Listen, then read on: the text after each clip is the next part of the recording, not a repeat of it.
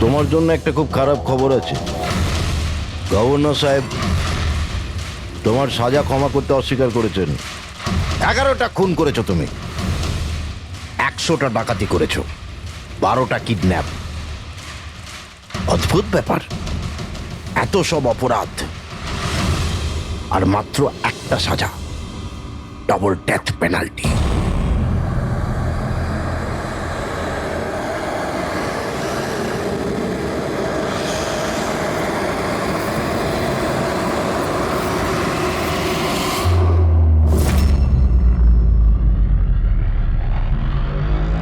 Death পেনাল্টির মানে বোঝো কি তুমি? ফাঁসি দেওয়া হবে তোমাকে ঠিক সকাল 4:30টার সময়। কিছু বলার আছে? ডাক্তারবাবু, ফর্মালিটি কমপ্লিট করুন।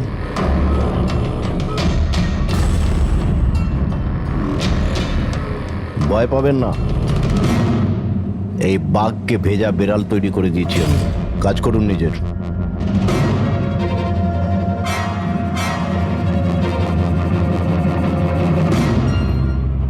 He is normal. তোমার জন্য এনাকে নিয়ে এসেছি। যদি মৃত্যুর সময় ভয় লাগে তাহলে নিঃসংকোচে যা ইচ্ছা জিজ্ঞাসা করতে পারো একে। মৃত্যুকে ভয় পাবেন না, মৃত্যুই তো অন্ত নয়, বরং অল্প বিরাম। 4টে বেজে গেছে, আধ ঘন্টা বাকি আছে, যাওয়া যাক।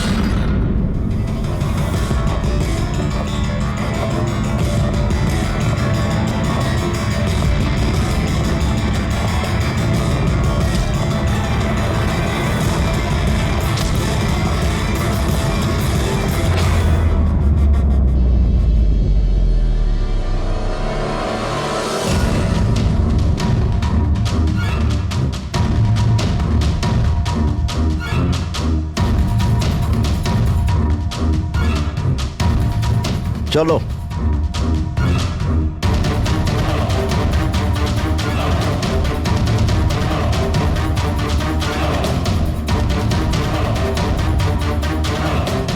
নিজের জীবনের বইয়ের পাতাগুলোকে একটু উল্টাও পাল্টাও, ভাবো কোনো আফসোস আছে তোমার? হয়তো জীবনে তুমি কোনো এমন কিছু কাজ করেছো যেটা তোমার করা উচিত ছিল না। Just think about it.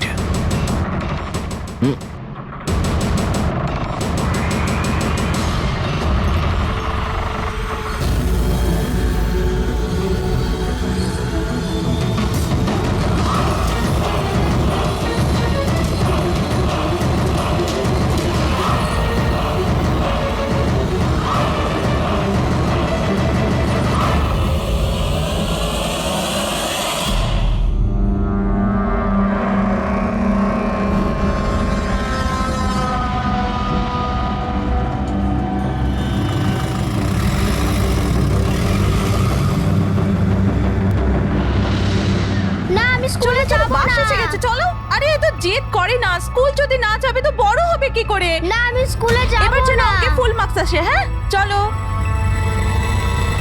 দেখো বাচ্চাটা কত বুদ্ধিমান ছিল, স্কুল যেতে চাইছিল না, কিন্তু মা নিজেই ওকে বিপদে ঠেলে দিল। হ্যাঁ,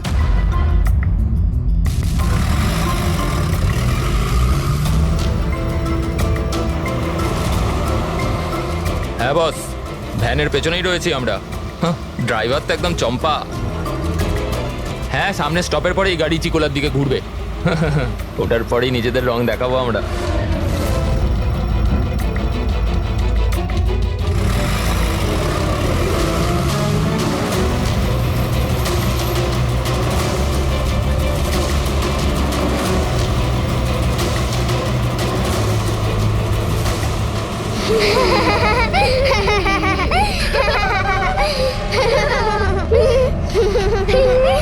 আরে বাচ্চারা, তোমরা বদমাইশি করো না, চুপ করে বসো। লাকি, তুই তৈরি তো? আরে ভাই, আমি তো তৈরি হয়েই জন্মেছি।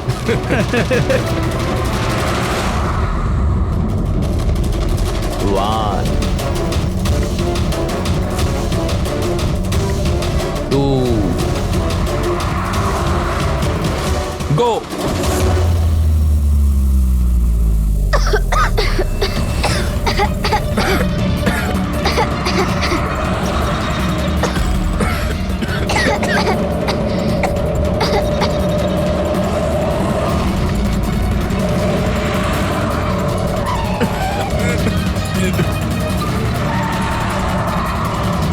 গাড়ি স্লো কর।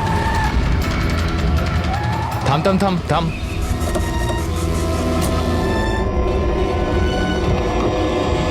আরে কে? এই চলো দিকে, আরে কে চল, তোমরা? চুপচাপ চল। এই ধাক্কা দিচ্ছ কেন? হ্যাঁ বস, প্ল্যান নাম্বার 1 ঠিকঠাক হয়ে গেছে, এবার প্ল্যান নাম্বার 2।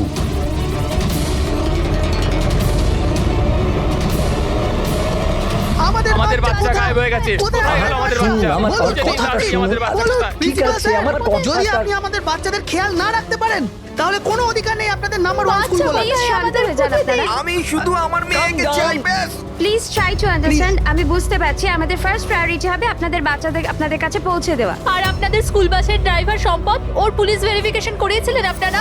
আরে আপনাদেরই তো দায়িত্ব দিয়েছিলাম আমাদের বাচ্চাদের। দেখুন প্লিজ ট্রাই টু আমাদের আন্ডারস্ট্যান্ড। বাচ্চারা সকাল থেকে বাড়ির বাইরে রয়েছে আর আপনারা হয়তো জানেন না যে আমার হাজবেন্ড কত বড় একজন মানুষ। আপনাদের এই গাফিলতির জন্য ও আপনাদের স্কুলে তালা পর্যন্ত লাগিয়ে দিতে পারে। আমি সব বুঝতে পারছি, আপনারা একটু ওইসবে কোনো দরকার পড়বে না। আমি এসিপি প্রদ্যুমান, সিআইডি থেকে। দেখুন, আপনারা চিন্তা করবেন না, আপনাদের বাচ্চাকে পৌঁছে দেওয়ার দায়িত্ব এখন আমাদের। স্যার আমাদের বাচ্চারা কোথায় আছে? সকাল থেকে এনাদেরকে জিজ্ঞাসা করে যাচ্ছে কিন্তু এনারা কিছু বলছেনই না।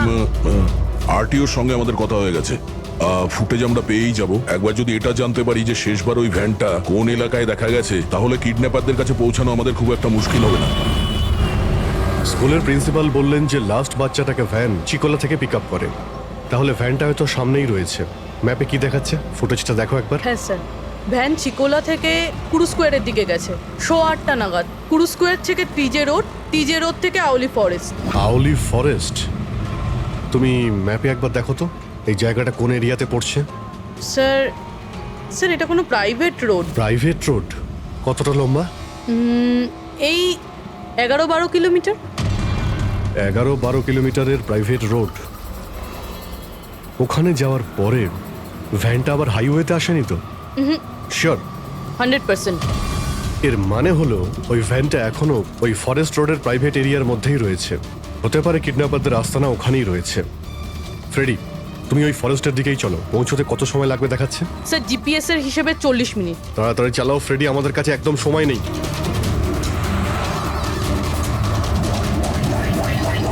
হ্যাঁ অভিজিৎ, ও ওয়ান্ডারফুল।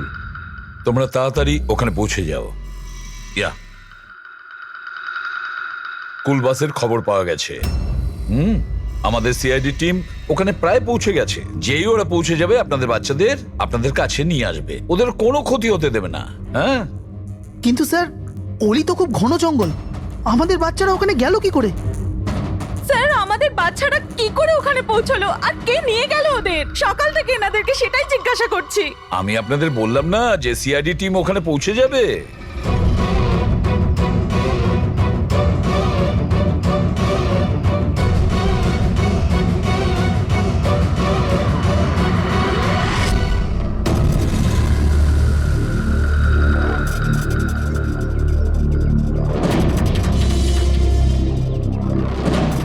উধাও হয়ে গেল কোথায়?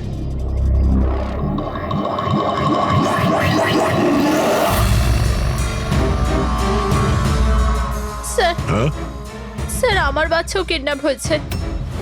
ও, কিন্তু আপনি এরকম বাইরে কেন? বাকি পেরেন্টসদের সাথে আপনি ভেতরে নেই কেন? আর আপনি এইভাবে আমাকে বাইরে কেন ডাকলেন? স্যার আমার কাছে ওদের ফোন এসেছিল, কিডন্যাপারসদের। কিডন্যাপারদের ফোন এসেছিল? হ্যাঁ স্যার, ওরা আমাকে বলল যে ওদের বাচ্চাদের পরিবর্তে কি চাই। কি চাই ওদের? স্যার স্যার ওরা আমাদের ওপর নজর রেখেছে, তো অন্য কোথাও গিয়ে আমাদের কথা বলা উচিত। ম্যাম, আপনি খুব সাহসী ও বুদ্ধিমতীর কাজ করেছেন যে আপনি কিডন্যাপারসদের কথা শোনেননি, আপনি আমাকে বাইরে নিয়ে এসেছেন। বলুন কি বলেছে ওরা? স্যার হ্যাঁ? স্যার ওরা বললো যে বলুন ম্যাম, কি বলেছে ওরা? স্যার ওরা বললো যে ওদের ওদের ওদের কি? স্যার ওদের ওদের দয়াকে চাই।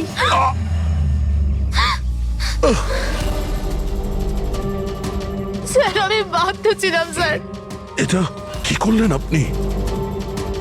স্যার আমার ছেলে কিডন্যাপ।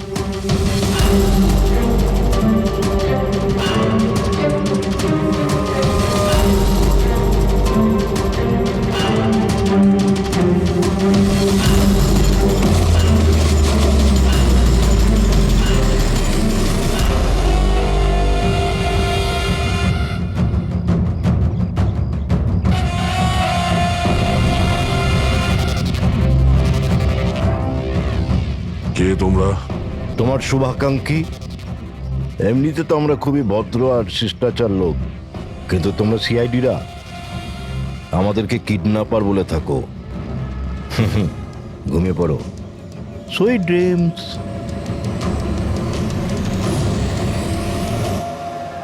ফ্রেডি সাবধানে, একটু স্লো চালাও। হ্যাঁ ফ্যান আর বাচ্চাগুলো এখানেই কোথাও আছে।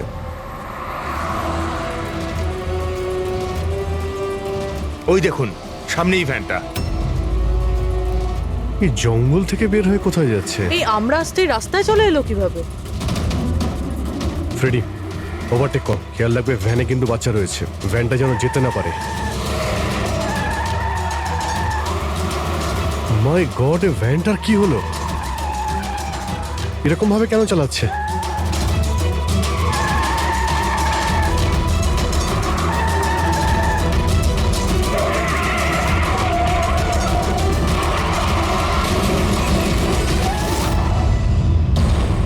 Oh no!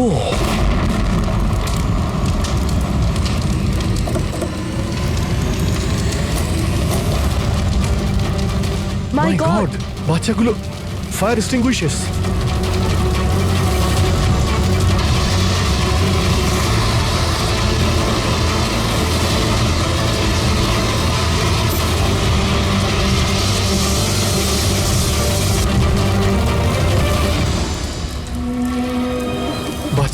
বাচ্চাগুলো কোথায়?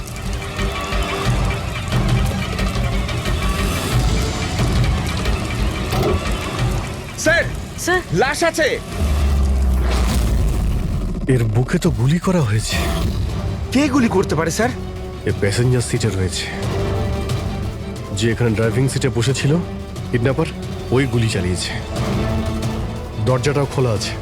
ও যখনই আমাদের দেখেছে ইচ্ছে করে ভ্যানটা এখানে নামিয়ে দেয় আর পালিয়ে যায়। কিন্তু স্যার জানতে পারবো কি করে যে এই লোকটাকে? স্যার এটা সম্পদ নয় তো? প্রিন্সিপাল বলেছিল এই ভ্যানের ড্রাইভার সম্পদ। হতে পারে। যখনই বাচ্চাদের কিডন্যাপ করে তখনই ওকে গুলি করে আর ভ্যান নিয়ে পালিয়ে যায়। কিন্তু বাচ্চাগুলো ওরা গেল কোথায়? বাচ্চাদের কোথাও লুকিয়ে রেখেছে। রবি, ফরেন্সিকে ফোন করার বডিটা পাঠিয়ে দাও, আর আমরা ওখানে যাই যেখান থেকে ভ্যানটা বাইরে এসেছিল।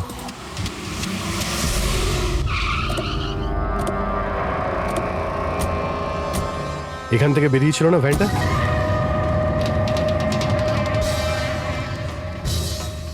এক মিনিট, এটা তো বড় টায়ারের মার্কস।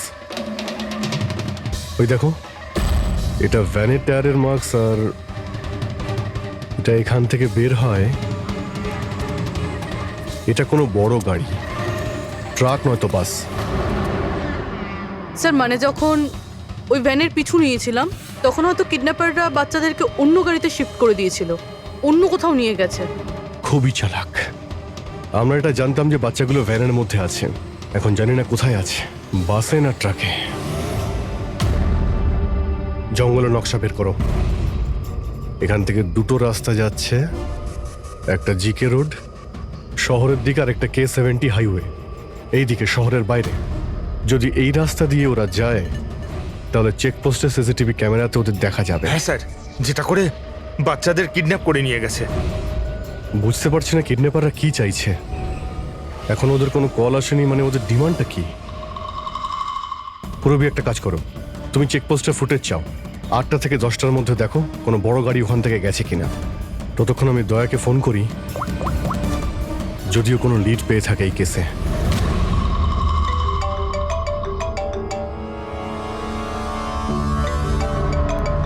নাও, এসে গেছে সিআইডির লোকেদের ফোন। খুব তাড়াতাড়ি একটা ঝটকা পাবে তোমরা, মজা আসবে।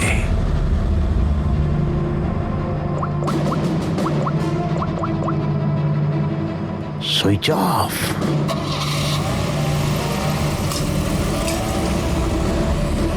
এখানকার ভাইস প্রিন্সিপাল ছিলেন না? এখানকার? হ্যাঁ। এক সেকেন্ড। হ্যালো, হ্যাঁ স্যার। পঙ্কজ, দয়া কোথায়? এখনই ও আমার ফোনটা কেটে দিল আর ওর ফোনটা সুইচ অফ বলছে। স্যার দেখছি, এখানে তো দেখতে পাচ্ছি না। ওখানে নেই? আরে এসিপি স্যার তো বললেন যে তোমার সঙ্গেই থাকবে দয়া। না স্যার, আমার সঙ্গে নেই। আমি একটা কাজ করছি, এক্ষুনি দেখছি।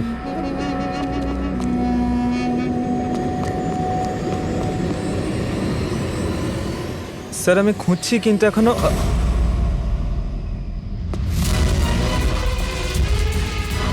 স্যার এখানে দয়া স্যারের ফোন। দয়ার ফোন ওখানে মানে কি বলছো? স্যার একদম ফোনটা ভেঙে গেছে স্যার। হোয়াট? স্যার দয়া স্যারের বাইক এখানেই আছে।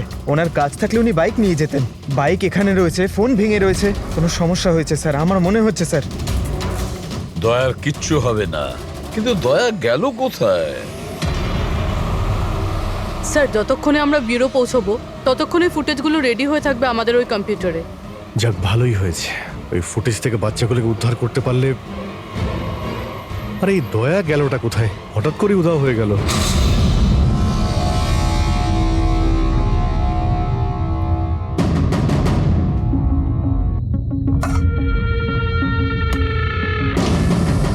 কে কে তুমি? আর আমি এখানে কি করছি? সাব্বাস, ভেরি গুড কোশ্চেন দয়া। এখন এই প্রশ্নটাই তুমি একটু হেসে জিজ্ঞাসা করো। ক্যামেরাতে আছো তুমি, শটটা ভালো দেখাতে হবে তো। কি ঠিক বলিনি? যে ক্যামেরা, ভিডিও, কেন? Video call?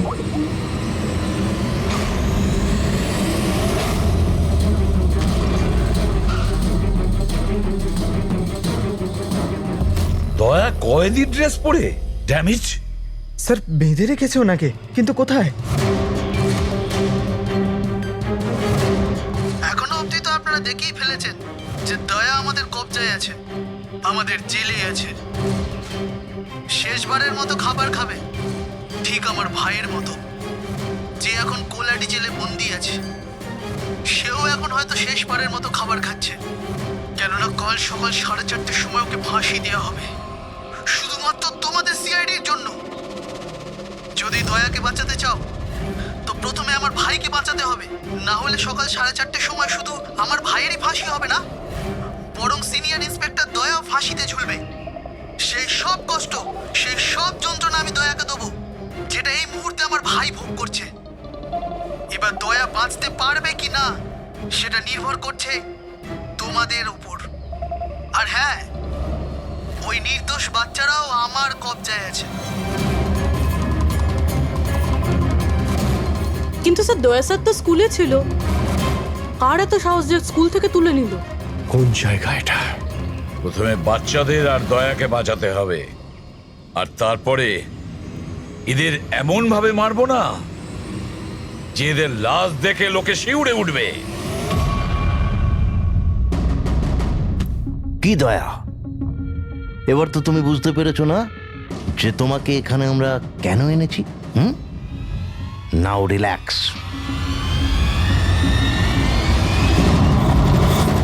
সকাল 4:30টার সময় কোলাডি জেলে ফাঁসি? এই ফাঁসি তো দমনের হওয়ার কথা।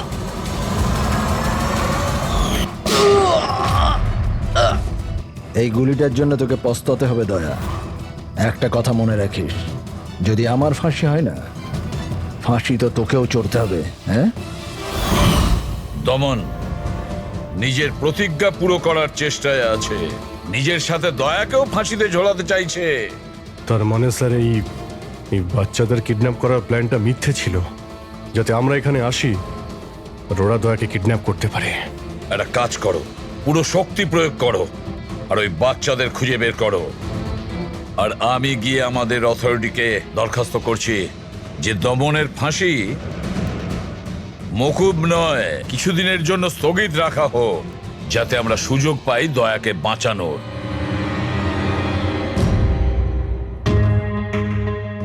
পঙ্কজ, তুমি স্কুলের সিসিটিভি ফুটেজ চেক করো। দেখো শেষবার দয়া কোথায় ছিল, কার সঙ্গে দেখা করেছিল। Okay right sir. ওই চেকপোস্টের ফুটেজ এসে গেছে না? হ্যাঁ হ্যাঁ স্যার। দেখো 8টা থেকে 9টার মধ্যে কতগুলো বড় গাড়ি গিয়েছিল। স্টপ স্টপ, এই ট্রাকটা 8টা বেজে 50 মিনিটে গিয়েছিল। ওকে, তারপরে স্টপ, এই ওয়াটার ট্যাঙ্কার গিয়েছিল 9টার সময়। তারপরে কিছু?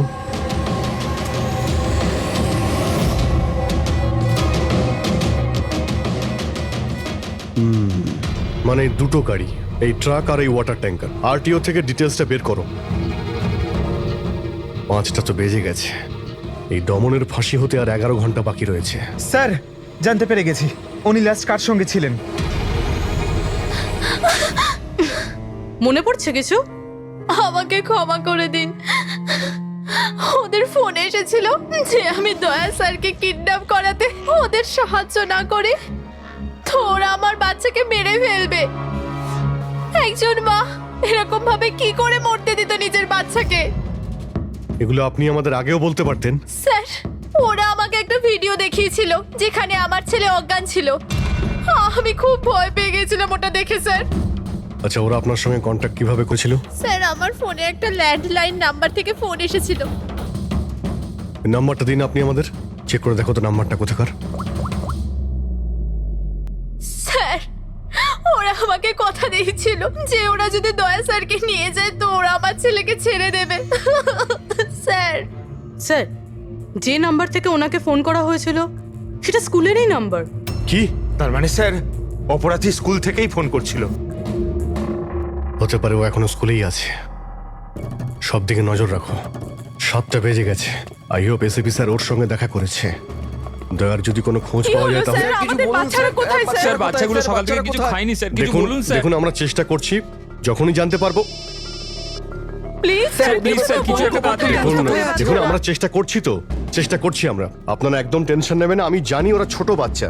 জানতে পারলেই আপনাদের জানাবো, স্যার। প্লিজ। ওই গাড়িটার খোঁজ পাওয়া গেছে স্যার। গুড।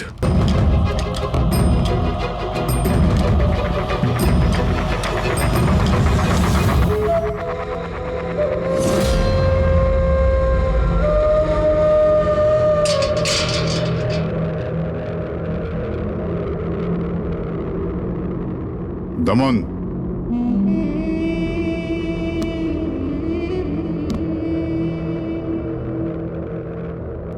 এসিপি প্রদ্যুমান,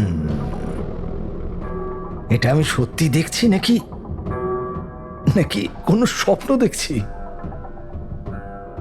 আমার মৃত্যুর তামাশা দেখতে এসছো নাকি এসিপি? অপেক্ষা করতে হবে, এখন অনেক দেরি আছে এসিপি।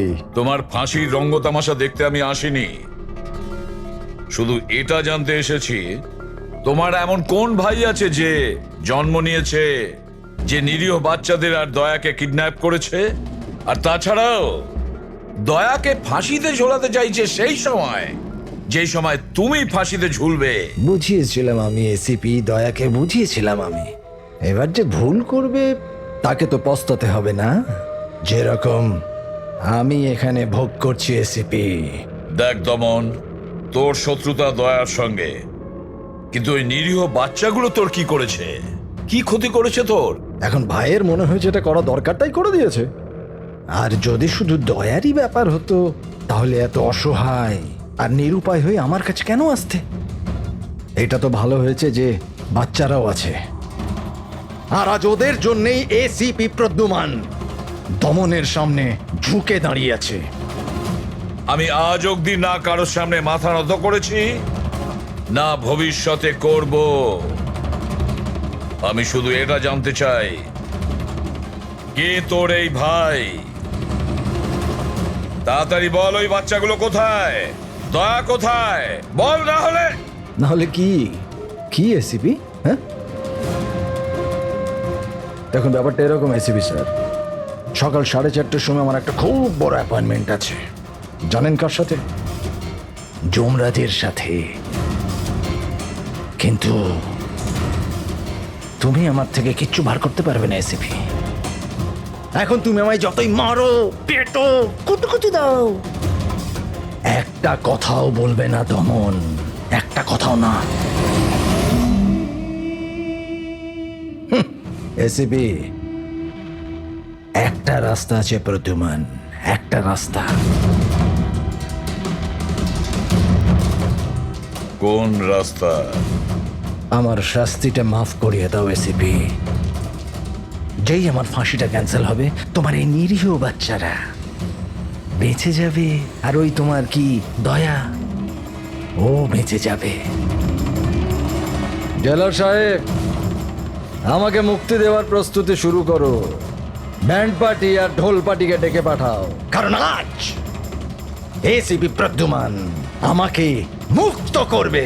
মুক্ত কেমন লাগছে এসিপি? হ্যাঁ,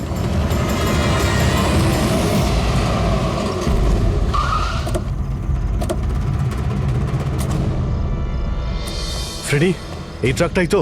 হ্যাঁ স্যার, এটাই সেই ট্রাকটা। চেক করো ভালো করে। কি হয়েছে? কারা আপনারা? সিআইডি। সিআইডি? কি হয়েছে স্যার? আমরা কি কোনো অপরাধ করেছি স্যার? ট্রাকের মধ্যে কি আছে? এর মধ্যে তো স্যার সবজি আর রেশনের সামগ্রী আছে।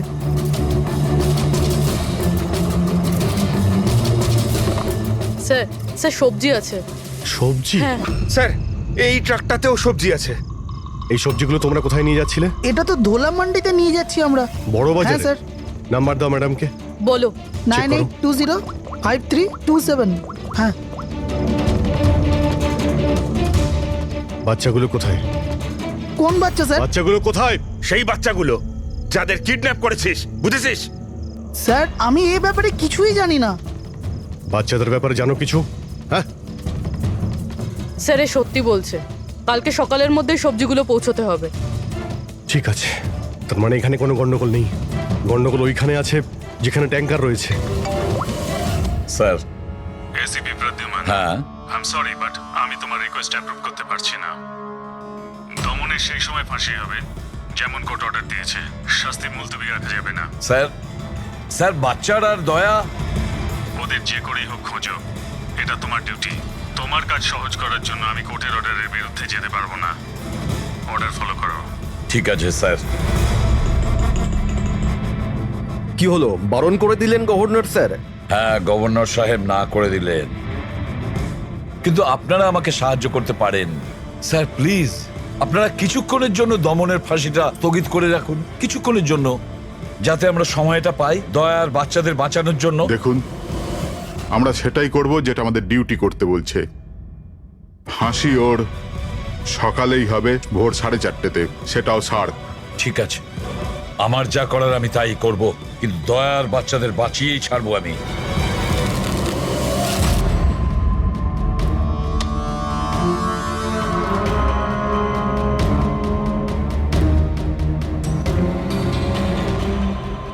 কিরে ভাই, 3টে টেক্কা নিতে তোর কাছে? তাস কেন দেখাবো? বলে দে ভাই, বিল্লা চলে আসবে এক্ষুনি। তারপর দয়াকে ফাঁসি দেওয়ার জন্য আবার তৈরিও তো করতে হবে।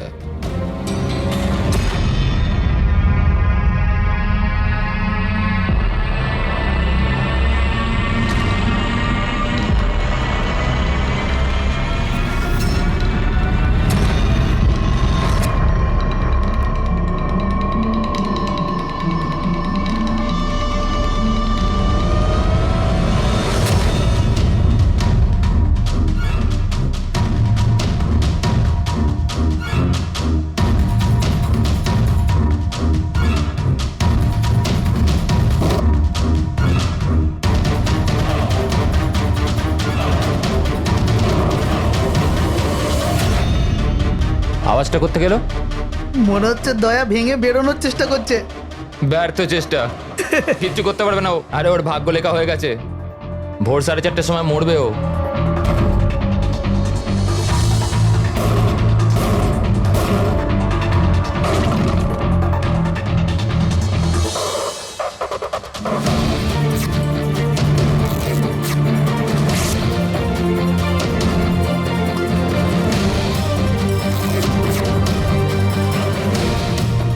এই আওয়াজ কেন বন্ধ হয়ে গেল?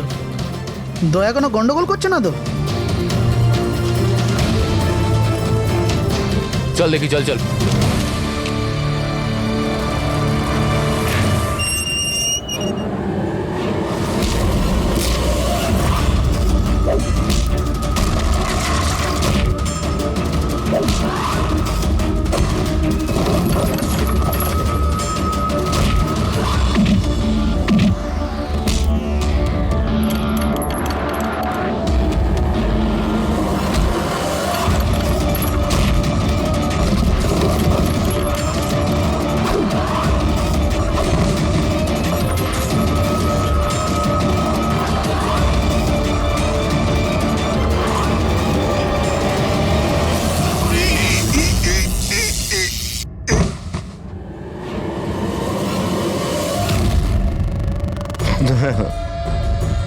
কখনো জ্বলন্ত প্রদীপকে নিভতে দেখেছো দয়া? ও ঠিক নেবার আগে না খুব জোরে জোরে জ্বলে ওঠে, একদম দাও দাও দাও দাও দাও দাও দাও দাও দাও। ওই রকমই করছো তুমি। ওই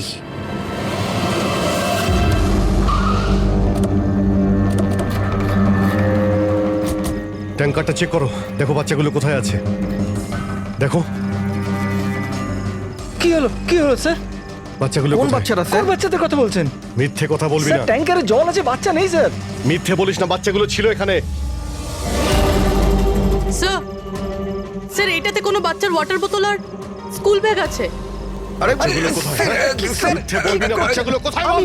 সত্যি জানি না স্যার। আরে কি করছেন আপনারা? বাচ্চাগুলো কোথায়? আমরা আরে জানি না ওকে কি স্যার। জিজ্ঞেস করছো? আমাকে জিজ্ঞেস করো। বাচ্চারা দয়া কোথায় আমি জানি। এই,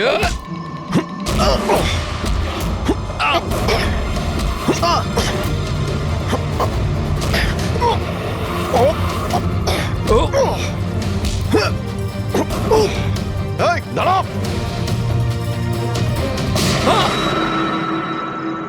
গাড়িতে তোলো একে, এই বলবে দয়া আর বাচ্চাগুলো কোথায় আছে। স্যার স্যার প্লিজ একটু আস্তে চালান না, আমার ভয় করছে। 4 ঘন্টার রাস্তা 2.5 ঘন্টাতে যেতে হবে। চুপচাপ বসে থাক, গাড়ি জোরেই চলবে। স্যার এসব কি বলছেন আপনি? একজনের ফাঁসি আটকাতে আমাদের আইন ভাঙতে হবে? ঠিক কথাই শুনেছো তুমি পঙ্কজ। আর একটা কথা, যখন আমি আইন ভাঙার কথা বলি তখন তার পেছনে কোনো না কোনো কারণ নিশ্চয়ই আছে। আর তাছাড়া যে কোনো উপায়েই ওই বাচ্চাদের আর দয়াকে বাঁচাতে হবে, আর দমনকে ফাঁসির দড়িতে ঝোলাবো।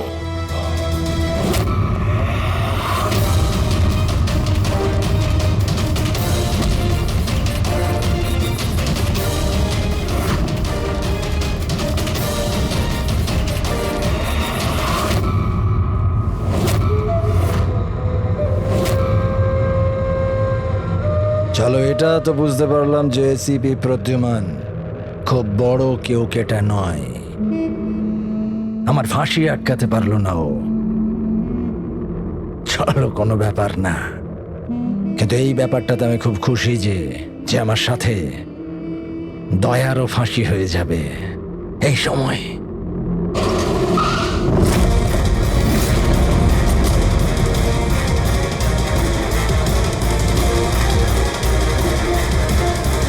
ও নো স্যার, এবার কি করব? দমনকে তো নিয়ে যেতেও পারবো না আমরা এখান থেকে। না, দমনকে বাঁচাতে হবে আমাদের। ওর ফাঁসি আটকে আমাদের একটু সময় নিতে হবে, যাতে অভিজিৎ দয়া আর বাচ্চাদের বাঁচাতে পারে। কিন্তু ফাঁসিটা আটকাবো কি করে? ট্রান্সফরমার।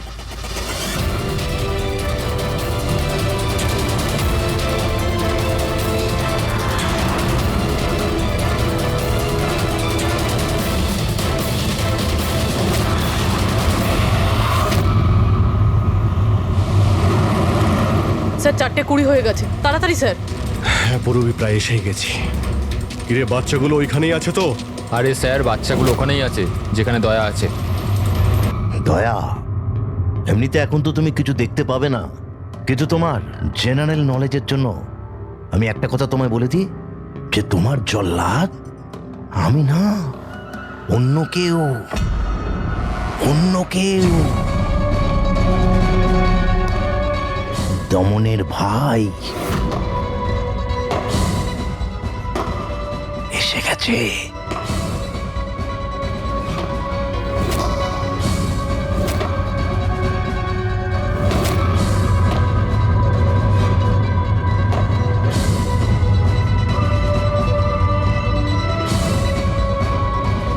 ওর মুখ থেকে কাপড়টা সরাও, যাতে ও জল্লাদের মুখটা তো দেখতে পারে।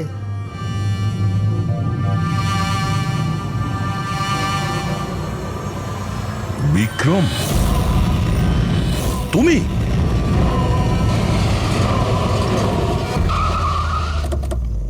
ওকে বের করো। চল চল, বাইরে বের হও। এদিকে আয়। চল। স্যার বাচ্চাগুলো কোথায়? স্যার এইদিকে এইদিকে। তোমরা বাচ্চাদের কাছে যাও, আমি দয়ার কাছে যাচ্ছি। চল। নিজের ভাইকে খুব ভালোবাসিস তুই না? হ্যাঁ, আমাকে দমনের কষ্ট, ওর মতো মৃত্যু দিতে চাইছিলি তুই না? কিন্তু আফসোস, তোর এই উদ্দেশ্যকে সফল হতে দেব না আমি। কারণ আজকে আমার মৃত্যুর দিন নয়। তোমার সেন্স অফ হিউমার বড় ভালো দয়া। মৃত্যু তোমার মাথার ওপর আর জোকস করছো। আরে কে তোমাকে এখানে বাঁচাতে আসবে? আসবে না, এসে গেছে সিনিয়র ইন্সপেক্টর অভিজিৎ, তোর বাপ। আজ দয়ার মৃত্যুর দিন নয়। একদম এগোবে না, তাহলে আমি কিন্তু ডিপার্টমেন্টে টেনে দেবো। বন্দুক নিচে রাখো। তুই কেন এত রেগে যাচ্ছিস? আমি জানি যে দমন তো দাদা নয়, তাও তুই এসব কেন ভাইয়ের থেকেও করছিস? বড় কিছু ও আমার। রাস্তা থেকে কুড়িয়ে নেই অনাথকে মানুষ করেছে, ভালো শিক্ষা দিয়েছে। এই অপরাধে দুনিয়া আমাকে আসতে দেয়নি। যদি আমি আমার ভাইকে বাঁচাতে নাও পারি না, তাহলে এই দয়াকে মেরে আমি ওর বদলা নেব। কিন্তু এসবের জন্য বাচ্চাদের কিডন্যাপ কেন করেছিস? তোমাকে ফাঁসানোর জন্য। আমি বাচ্চাদের জলের বোতলে গ্যাস ভরে দিয়েছিলাম যাতে ওরা অজ্ঞান হয়ে যায়, আর তারপর আমি মায়াকে পাঠালাম তোমাকে বাইরে আনার জন্য। সব কিছু আমার হিসেবেই চলছিল।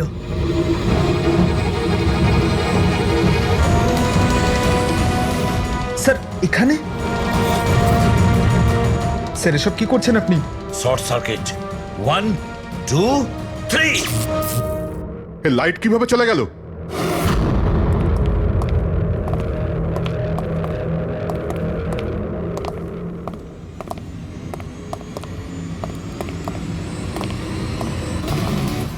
এসিপি প্রদ্যুমান, তো এসব আপনি করেছেন? হ্যাঁ জেলার সাহেব।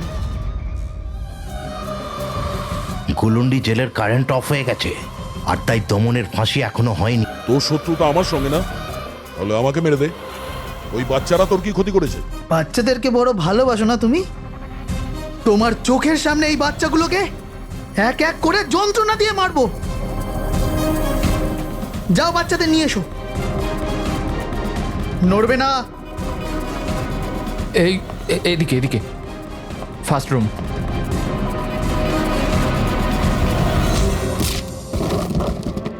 বাচ্চারা, আপনারা কারা কারা আপনারা? সিআইডি সিআইডি, এসো, কাম হিয়ার। তোমরা ঠিক আছো? হ্যাঁ। হ্যাঁ।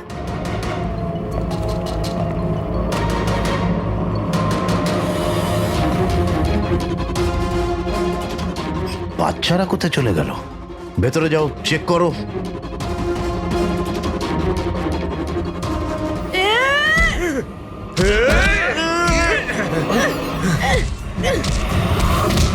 তুমি তোমার জীবনে নিরীহ লোকেদের অনেক প্রাণ বাঁচিয়েছো না দয়া? আর তোমার কেরিয়ারের শেষ এই আক্ষেপ নিয়ে হবে যে তুমি এই বাচ্চাদেরকে বাঁচাতে পারলে না।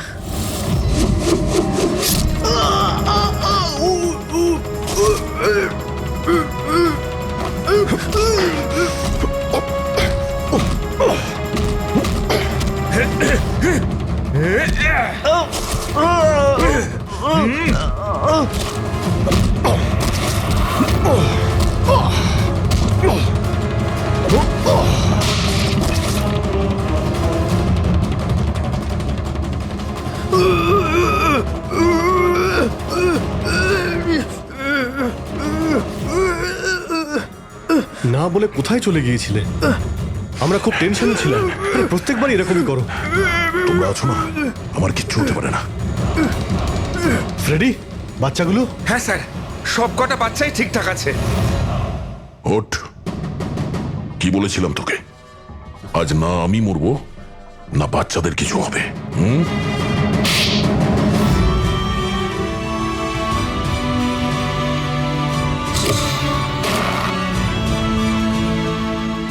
জেলা সাহেব, দমনের ফাঁসি হলো, দয়ার বাচ্চারাও সেফ আছে। I am happy. এতটাও হ্যাপি নিউজ নয় এসিপি প্রদ্যুম্ন। তুমি আইন ভেঙেছ, তোমার আর তোমার সিআইডি টিমের ওপর অ্যাকশন নেওয়া হবে। স্যার, এই দেশ থেকে অপরাধ মোছার জন্য দয়ার মতন সৎ এবং সাহসী অফিসারের খুব প্রয়োজন। তাকে আমি এভাবে হারাতে চাইনি স্যার। আমি তোমার কথা মানছি এসিপি, কিন্তু প্রোটোকল বলেও তো কিছু জিনিস আছে না? স্যার,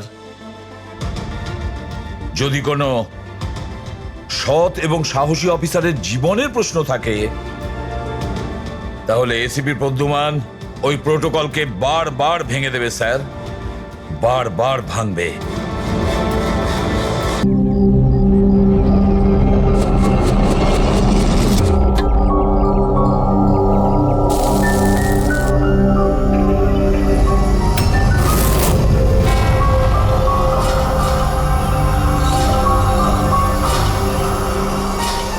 কি হলো?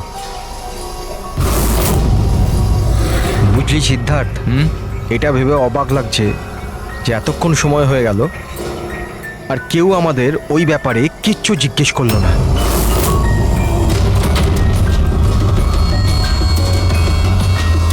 এরকম সময়ও কখনো আসবে না, আমাদের ওপর কেউ সন্দেহ করবেই না।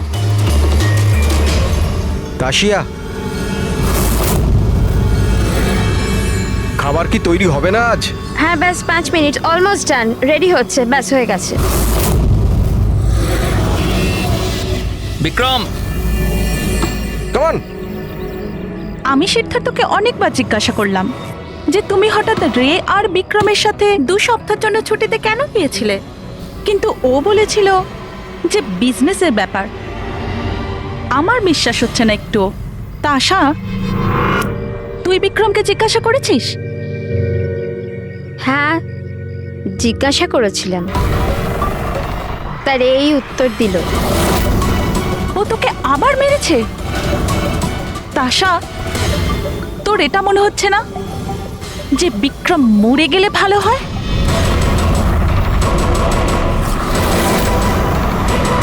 হ্যাঁ, খুব মজা হলো, হাঁপিয়ে গেলাম রে।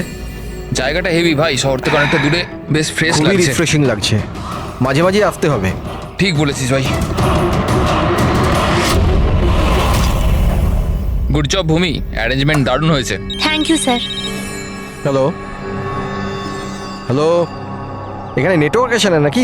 স্যার, এখানে নেটওয়ার্ক একটু উইক আছে, আপনাকে ওইদিকে জঙ্গলের দিকে যেতে হবে। হ্যালো,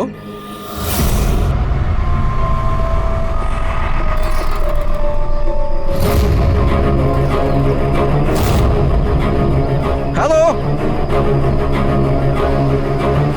দূর নেটওয়ার্ক কেন আসছে না? হ্যালো,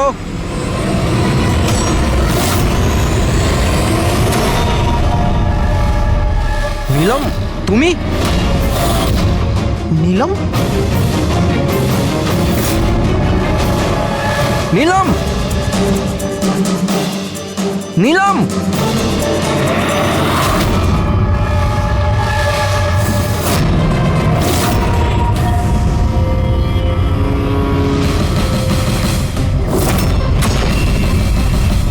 বিক্রম! এখানে নিলামকে কে ডেকেছে?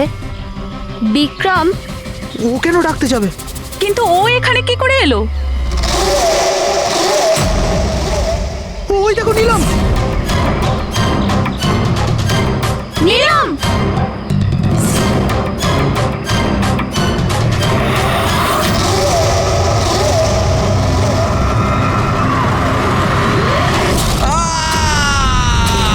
বিক্রমের চিৎকার এটা।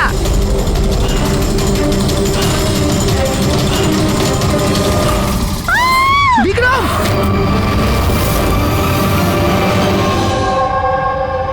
তোমরা সবাই বলতে চাইছো যে বিক্রমকে এখানে নীলম ইচ্ছে করে ডেকেছিল যাতে ওকে সহজেই মারতে পারে, তাই তো? আচ্ছা, আপনারা কি নীলমকে দেখেছিলেন নাকি বিক্রমের মুখ থেকে শুধু শুনেছিলেন? স্যার, আমরা প্রত্যেকে নীলমকে দেখেছি। আর ও হালকা নীল রঙের লম্বা ড্রেস পরেছিল। আচ্ছা, এই নীলম কে? আর ও এখানে কি করে এলো? আচ্ছা, ও কি জানতো যে আপনারা এখানে ছুটি কাটাতে আসছেন? স্যার, নীলম আমাদের প্রত্যেকেরই কমন ফ্রেন্ড। আর 2 মাস ধরে তো নীলমের সাথে আমাদের কোনো যোগাযোগই ছিল না। আচ্ছা, আর তার আগে?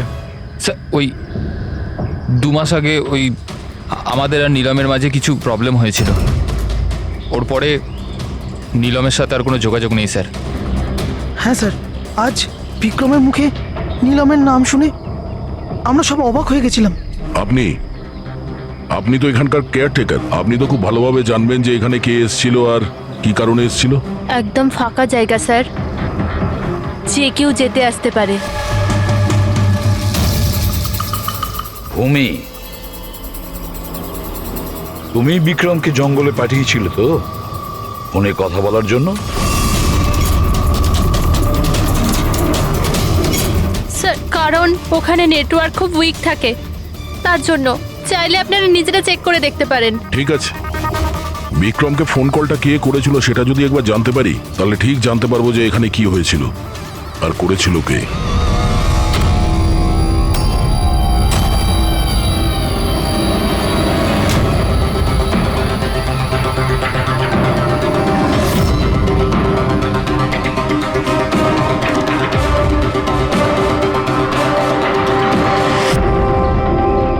রেডি?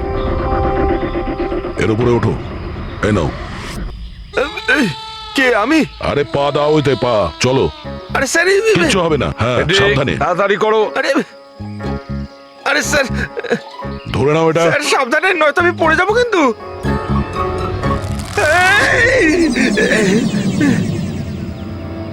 স্যার, এরা হয়তো মেয়েটার নাম বলছে, কিন্তু এদের কথায় বিশ্বাস করা একটু মুশকিল। বিক্রমের ওজন প্রায় 70 থেকে 80 কিলো হবে। একটা মেয়ে ওকে কুড়ুল দিয়ে মারার পরে ওর লাশটাকে ফাঁসিতে ঝুলিয়ে দেয়। অদ্ভুত মনে হচ্ছে না স্যার? নীলম? এই নীলমটা আবার কে? কি উদ্দেশ্য থাকতে পারে তার? স্যার বিক্রমের কাছে একটা আননোন নাম্বার থেকে ফোন এসেছিল। সে নাম্বারটা ট্রেস তো হচ্ছে না, বোধহয় সিম কার্ডটা ডিস্ট্রয় করে ফেলেছে। হ্যাঁ স্যার, ওই ভূমি কেয়ারটেকার, ওর আচরণও কেমন যেন সন্দেহজনক। ঠিক আছে, দেখা যাক। নিলামের সঙ্গে দেখা করি আগে। এক্সকিউজ মি, এটা কি নিলামেরই বাড়ি? হ্যাঁ, এটা নীলমেরই তো বাড়ি, আর আমি ওর মা হই। আপনারা কারা? আমরা সিআইডি থেকে। সিআইডি? বলুন কি ব্যাপার? অ্যাকচুয়ালি পিনাকি ওয়েস্টে একটা ফার্ম হাউস আছে, সেখানে খুন হয়েছে। ওখানে যারা ছিল তারা এটা বলছে যে ওখানে নীলমকে দেখেছিল। কি তাহলে আপনারা এটাই বলতে চান যে নীলম কাউকে খুন করে দিয়েছে, আর আপনারা ওর বাড়িতে ওর সাথে দেখা করতে এসেছেন? হ্যাঁ। নীলম কোথায়? আসুন আমার সাথে। কোথায়? আপনারা নীলমের সাথে দেখা করতে চান না? আসুন, আমি দেখা করাচ্ছি নীলমের সাথে।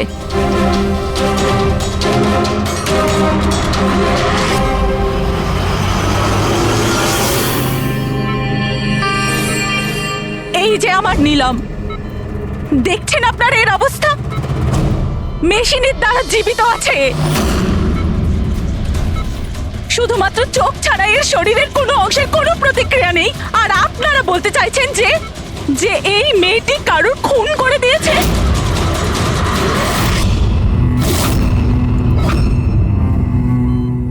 খুন করেছে আমার দিদি? নীলমের এরকম অবস্থা কবে থেকে আর কিভাবে? গত মাস থেকে। ওর সেই গাড়ি অ্যাক্সিডেন্ট হয়েছিল, তারপর।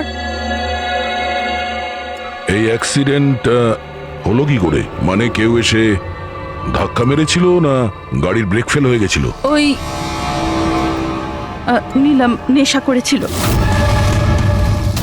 আপনারা কারা আর এসব কি হচ্ছে? আমরা সিআইডি থেকে এসেছি। সিআইডি? দেখুন ডক্টর, ওর খুব কাছের বন্ধু বিক্রম, যাকে কেউ নৃশংসভাবে হত্যা করেছে। আর ওখানে যারা ছিল তাদের বক্তব্য হলো এও নাকি ওখানে উপস্থিত ছিল। দিস ইজ নট পসিবল, এটা হতে পারে না। ওরা সবাই মিথ্যে কথা বলছে। বিক্রম আর ওর বন্ধুরা একেবারেই দিদির বন্ধু নয়, বিজনেস পার্টনার ছিল। চিট করেছে ওরা দিদিকে, ঠকিয়ে বিজনেস থেকে আলাদা করে দিয়েছে। ভালোই হয়েছে, ওই 3 জন চিটারের মধ্যে একজন মারা গেছে। খুব ভালো হয়েছে। আমাদের কাছে 5 জন আই উইটনেস আছে, প্রত্যক্ষদর্শী, যারা ওকে ওখানে ঘটনা ঘটার সময় দেখেছিল। আপনি বলতে চাইছেন ওর অবস্থা খুব শোচনীয়? দেখুন, আপনার কথা শুনে আমি খুব অবাক হয়েছি। নীলম সেই অবস্থাতেই নেই যে কোনো মুভমেন্ট করতে পারে। ও নিজের ইচ্ছায় একটা আঙুলও নাড়াতে পারবে না। হ্যাঁ, এটা ঠিক যে ও আমাদের দেখতে পারে, আমাদের শুনতে পারে, আমাদের বুঝতে পারে, কিন্তু এর থেকে বেশি কিছু নয়। ও যে কিছুটা করতে পারছে সেটা আমাদের দেওয়া স্টিমুলেশনের জন্য। মানে আমরা কন্টিনিউয়াসলি ওর ব্রেন ম্যাপিং করছি, ওর মস্তিষ্কের অবস্থার প্রোগ্রেস দেখার জন্য। এটা জানার জন্য যে নীলমের শোনার, দেখার, শোয়ার আর স্পর্শ অনুভব করার কতটা ক্ষমতা আছে, যাতে ওর রিকভারি তাড়াতাড়ি হতে পারে। কিন্তু নীলম শুধু মিউজিক আর ফ্রেগ্রেন্স, তার মানে সুগন্ধতে রিয়্যাক্ট করছে, কারণ ওর মস্তিষ্ক এইসব জিনিসে রেসপন্ড করে। নীলম এই মুহূর্তে একটা প্রাণহীন ফার্নিচারের মতো। ও এখান থেকে নড়তেই পারবে না, কারণ মার্ডার কি করে করবে? বিক্রম নীলামকে দেখেছিল আর ওর পিছু নিয়েছিল। রে, সিদ্ধার্থ আর তাশিয়া, মনিকাও দেখেছিল। এতজন দেখেছে, সবার ভুল হতে পারে, এটা কি করে সম্ভব? কিন্তু নীলমের এই অবস্থা তো আমরা দেখছি স্যার। দেখুন ডক্টর, আপনাদের হসপিটালের গেট থেকে শুরু করে এই পুরো হসপিটালের সিসিটিভি ফুটেজ আমি দেখতে চাই। সরি স্যার, গত সপ্তাহে সিসিটিভি ক্যামেরা খারাপ হয়ে গেছে, কোনো ফুটেজ তো নেই আমাদের কাছে। এখন ডক্টর, একটা কথা মনে রাখবেন যে যদি এটা প্রমাণ হয় যে নীলামি ক্রাইম সিনে ছিল, তাহলে আপনার লাইসেন্স ক্যান্সেল হতে পারে।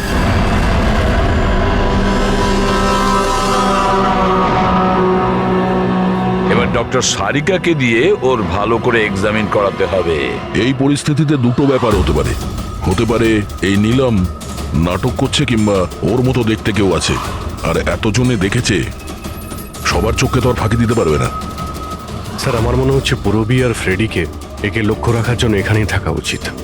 তাহলেই জানা যাবে ও বিছানা থেকে উঠতে পারে কিনা। পুরবী, হেড্রিক, এই করিডোর থেকে শুরু করে আর ওর ঘর অবধি খুব ভালো করে খেয়াল রাখবে। ভালো তো লাগছে না ওকে এই অবস্থায় দেখতে, কিন্তু তবু আমাদের ওর ফিঙ্গারপ্রিন্টস আর ফুটপ্রিন্টস নেওয়া দরকার। আর তাছাড়া নীলামের ভাই আর মা ছাড়া ওখানে আর কে কে আসেন ওর খোঁজ নিতে, ওর সঙ্গে দেখা করতে, সেটাও দেখতে হবে।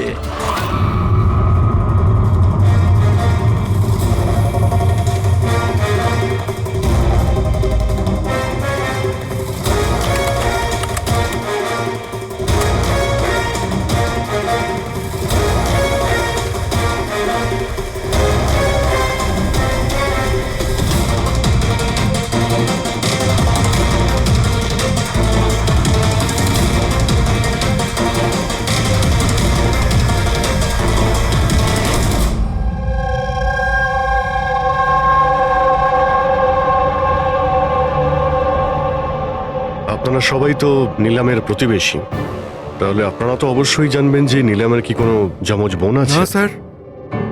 আচ্ছা, কোনো কাজিন বা ফ্রেন্ড যাকে নীলামের মতোই দেখতে? স্যার, নীলমকে আমরা ছোট থেকে দেখছি, অনেক বছর ধরে চিনি ওদের পরিবারকে।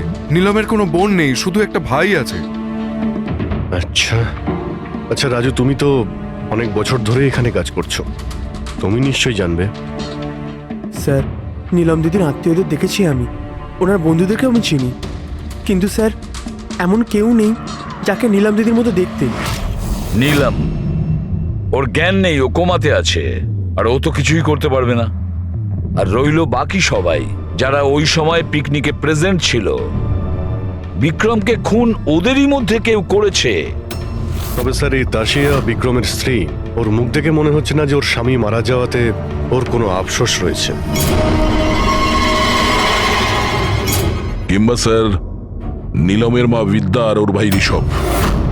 স্যার, বিক্রম আর ওর বন্ধুরা নীলমকে বিজনেস থেকে সরিয়ে দিয়েছিল। হতে পারে বদলা নেওয়ার জন্য দুজনে মিলে বিক্রমকে প্রাণে মেরে দিয়েছে। স্যার, সন্দেহর তালিকায় তো এও রয়েছে, এই বিক্রমকে জঙ্গলের দিকে পাঠিয়েছিল স্যার। পঙ্কজ, এই 4 জনের ওপর কড়া নজর রাখো।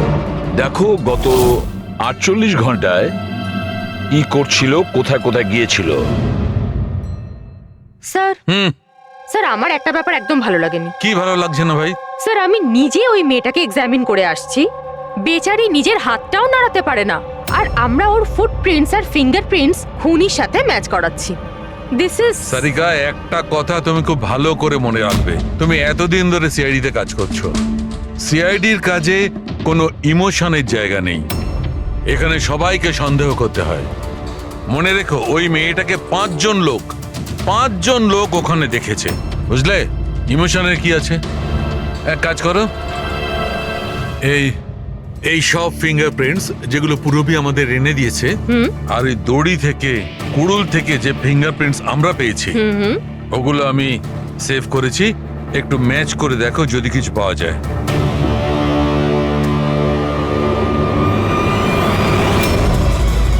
গড, এটা তো ম্যাচ হয়ে গেছে। ম্যাচ হয়ে গেছে। হসপিটালের যে ভিজিটার্স বুক আছে সেই হিসাবে কোনো একজন ডক্টর রজত আছে যে গত 2 সপ্তাহ ধরে এই নিলামের সঙ্গে দেখা করতে আসছে। ডক্টর রজত? আচ্ছা, উনি কি সেই যিনি অ্যাস্ট্রোফিজিক্স আর প্যারানর্মাল সায়েন্স নিয়ে কাজ করছেন?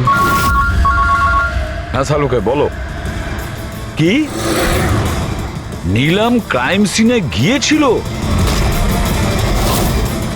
নিলাম হাঁটতে পারে?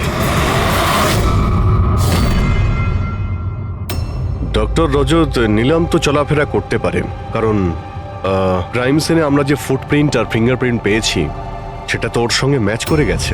তাহলে এই পুরো বিষয়ে আপনার কি রোল? দেখুন, আমি আপনাদের কথা অস্বীকার করছি না। হসপিটালের বেড থেকে নিলাম উঠতে পারে। হ্যাঁ, ওর ফিঙ্গারপ্রিন্টস আর ফুটপ্রিন্টস অ্যাস্ট্রাল পজিশনের সাথে মিলবে কি মিলবে না, that I am not sure. Excuse me, কি বললেন আপনি? Astral, what is that mean? এক মিনিট, অ্যাস্ট্রাল প্রজেকশন?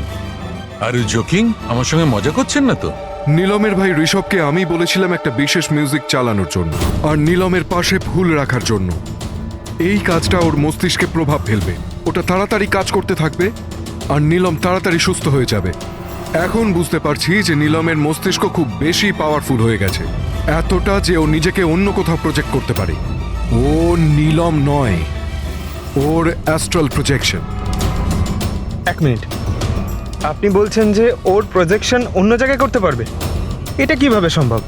দেখুন, অ্যাস্ট্রাল প্রজেকশনকে যদি খুব সাধারণভাবে আপনাকে বোঝাই তাহলে সেটা এইভাবে।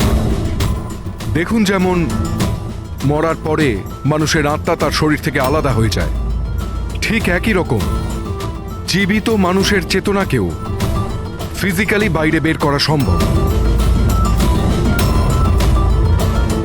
আর যেমন আমি বুঝি যে নীলমের কেসেও এরকমই কিছু হয়েছে। দেখুন ডক্টর রজত, সায়েন্সে এমন কোনো প্রমাণ নেই যাতে এই কথাটা কনফার্ম হতে পারে যে শরীর থেকে আত্মাটাকে বাইরে বার করা যায়। আর আপনার থিওরি অনুযায়ী একটা 40-45 কিলো ওজনের একটা মেয়ে যে কোমায় রয়েছে, সে একজন 85 কিলো ওজনের একটা লোককে দড়িতে ঝুলিয়ে দিয়েছে। তার মানে আপনারা আমার কথা বিশ্বাস করছেন?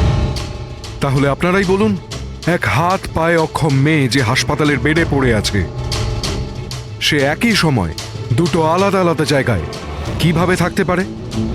থ্যাংক ইউ ভেরি মাচ, সেটা আমরা খোঁজ নিয়ে নিচ্ছি।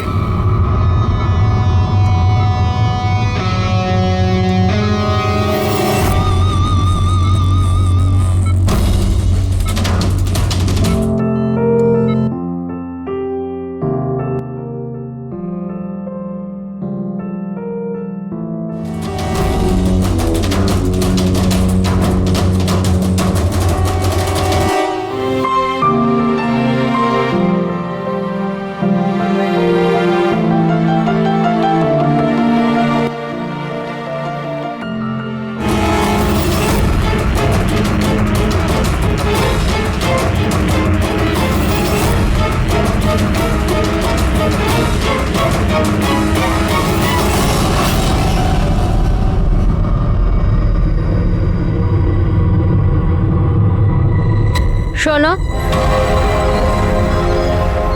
আমি তোমাকে কিছু বলতে চাই।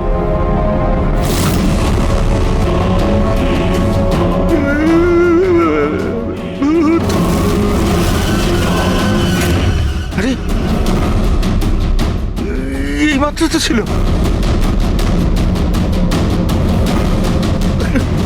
কোথায় মাথায় হাওয়া হয়ে গেল।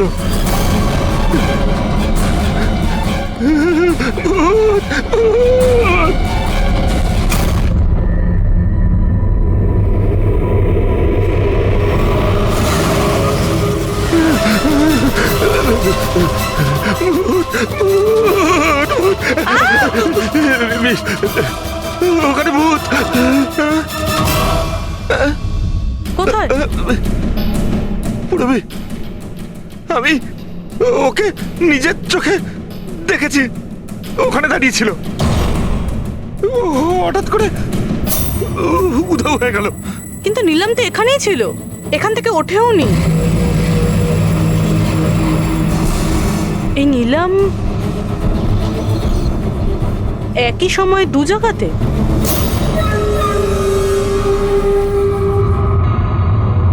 স্যার, আমি নিজের চোখে দেখেছি নীলমের আত্মা দাঁড়িয়েছিল এই করিডোরেই। স্যার, ও ওর রুমেই ছিল। ঋষভ মিউজিক অন করে ফুল রেখে শুতে চলে গেছিল। এরকম প্রথমবার হয়নি স্যার, আমি দেখেছি।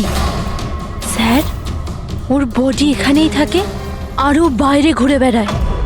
দেখলেন, আমি আপনাদের আগেই বলেছিলাম মিউজিক আর ফুলের জন্য ওর নার্ভের সক্রিয়তা বেড়ে যায়, আর সেই অবস্থায় ওর আত্মা শরীরের বাইরে চলে যায়। Astral projection. Astral projection? হ্যাঁ। ঋষভ, ভেতরে যাও, গিয়ে মিউজিক চালাও, যেটা তুমি তোমার বোনকে শোনাও, আর ওই ফুল সেটাও রাখো। হ্যাঁ স্যার। এবারে দেখবো।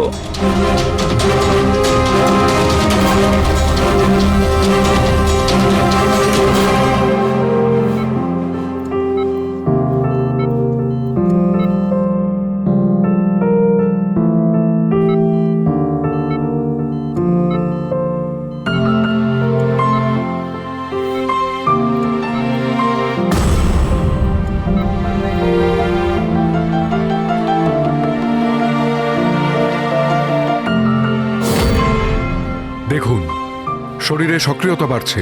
আমি আপনাকে বলেছিলাম না আমি ভুল বলিনি? ঠিক আছে ডক্টর, ওর আঙ্গুলটা নড়াচড়া করছে, কিন্তু ওর অ্যাস্ট্রাল প্রজেকশন কোথায়?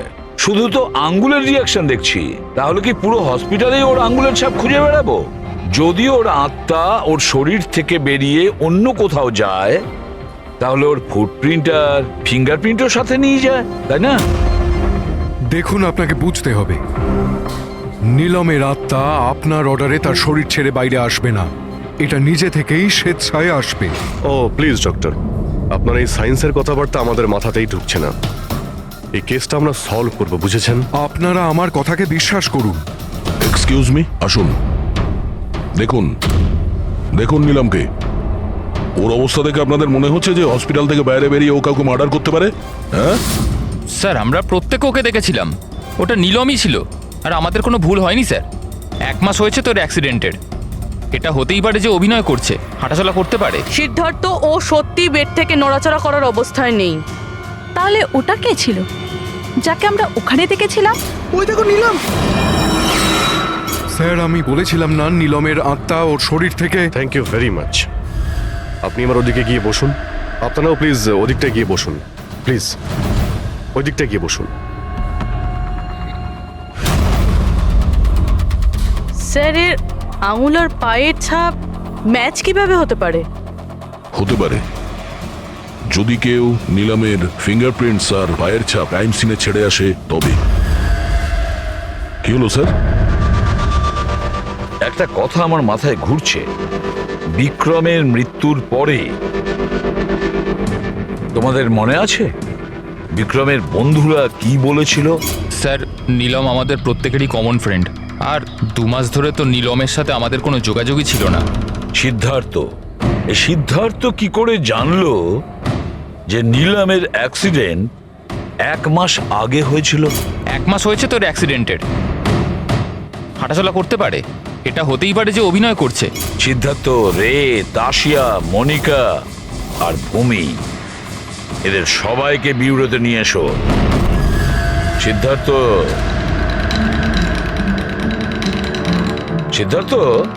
Yes sir. নীলমের সঙ্গে শেষ কবে দেখা হয়েছিল? স্যার, আমি তো বলেইছিলাম, প্রায় 2 মাস আগে। আসলে হয়েছে কি, একটু ভুলে যাই, বয়স হচ্ছে তো।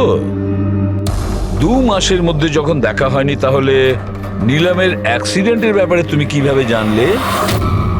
স্যার ঠিকঠাক তো মনে নেই, কিন্তু কথায় কথায় বিক্রমই বলেছিল আমাকে। তোমরা বিজনেস পার্টনার ছিলে, তাই ও মারা যাওয়াতে সব থেকে বেশি লাভ তো তোমাদেরই হয়েছে। স্যার বিজনেস পার্টনার ছিলাম, খুনি নয়। আর ও বন্ধু ছিল আমাদের, ওর ব্যাপারে আমরা এসব ভাবতেই পারি না। যদি লাভের কথা বলেন তো বিক্রমের মৃত্যুর লাভ তো সবচেয়ে বেশি ওর ওয়াইফ তাসিয়ারই হয়েছে। বিক্রমের মৃত্যুর পর আপনার প্রতি হওয়া অত্যাচার কমে গেল, এটা ছাড়া আর কোনো সুবিধা পেয়েছেন আপনি? হ্যাঁ, বিক্রম চলে যাবার পর আমার আর ভয় লাগে না, আর আমি বেশ ভালোই আছি। কিন্তু আমি বিক্রমকে মারিনি। নীলমকে চেনেন আপনি? আমি নীলমকে একদমই চিনি না। 25শে জুলাই যেদিন নিলামের অ্যাক্সিডেন্ট হয়, সেই সময় তোমরা কোথায় ছিলে? স্টার ক্লাব, বিকেসি, তারপর আমরা এয়ারপোর্ট গেছিলাম স্যার। সিদ্ধার্থ, তোমার স্মৃতিশক্তির প্রশংসাই করতে হয়। স্যার মনে তো থাকবেই, ওয়ার্ল্ড ট্যুরের জন্য টিকিট আমি তো বুক করেছিলাম। ট্রাভেল এজেন্ট কে ছিল? সাইমা ট্রাভেলস। যেই বাংলোতে আপনি ছুটি কাটাতে গিয়েছিলেন, ওখানে যাওয়ার আগে আপনি ওখানে 2-3 বার গিয়েছিলেন। কি করতে গিয়েছিলেন? আমি এটাই দেখতে গিয়েছিলাম যে ওখানে কেমন সব ব্যবস্থা, ওটাই দেখাচ্ছিল। ভূমি, আপনি বিক্রমকে বাংলোর পিছনে এইটা বলে পাঠিয়েছিলেন ওখানে নেটওয়ার্ক আসে, কিন্তু এটা সত্যি না, আমরা চেক করেছি। দেখুন ম্যাডাম, ওরা অনেক বড় লোক, আমার ওদেরকে মেরে কি লাভ হবে? আর আপনি শুধু শুধু আমাকে এইসবে টানছেন। ম্যাডাম আমি কিছু করিনি। তাহলে বিক্রমের মৃত্যুর আগে, একদিন আগে হসপিটালের বাইরে কি করছিলেন? আমার ভাইয়ের দোকান আছে, ওখানে দেখা করতে গেছিলাম। আর মনিকা, আপনার কি বক্তব্য? আমি নীলমের ব্যাপারে কিছু জানি না, তাছাড়া আমার হাজব্যান্ড আমাকে বেশি কিছু বলে না, তাই এসব ব্যাপারে আমার কিছু যায় আসে না। স্যার এই 5 জনের মধ্যে বিক্রমের খুন যেই করুক, কিন্তু বিক্রমের খুন আর নিলমের যে অ্যাক্সিডেন্ট, এদের মধ্যে কোনো না কোনো সম্পর্ক তো আছে স্যার। রাইট। এটা অ্যাস্ট্রাল প্রজেকশনের ব্যাপার নাকি যমজের, কিন্তু এটা তো শিওর যে এদের মধ্যে কেউ আছে যে নিলামের এই অবস্থার সুযোগ নিচ্ছে। নিলামের অ্যাক্সিডেন্ট পালোমি ব্রিজে 25শে জুলাই হয়েছিল, আর পুলিশ খবর পায় ওই দিন সকালে 4টে থেকে 5টার মধ্যে। এটা খোঁজ নিতে হবে যে ওই 3 জন বিক্রম, সিদ্ধার্থ আর রে 25শে জুলাই কোথায় ছিল, আর কে নিলামের অ্যাক্সিডেন্টের ব্যাপারে প্রথম জানতে পারে। আর হ্যাঁ অভিজিৎ, ওই সাইমা ট্রাভেলস, ওখানেও ভালো করে জিজ্ঞাসাবাদ করো। রবি, আজকে রাত্রে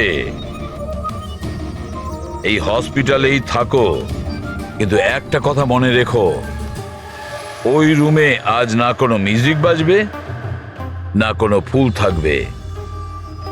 শুধু এটা খেয়াল রাখতে হবে যে নিলামের শরীর থেকে নিলাম বাইরে কিভাবে যায়।